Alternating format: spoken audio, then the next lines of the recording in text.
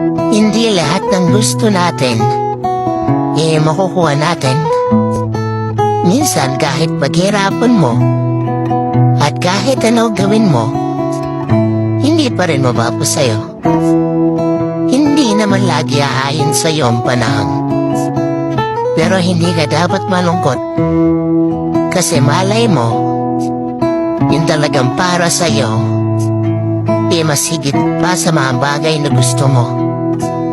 At mas higit pa sa mga bagay na pinaplano mo.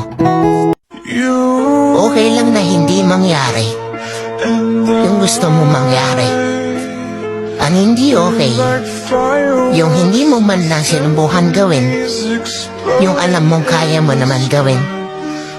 Tandaan mo, mabigo ka man, ang mahalaga sinubukan mo. Kaya wala kang pagsisisihan pagdating sa dulo, dahil ginawa mo lahat ng magagawa mo para sa mga bagay na gusto mo.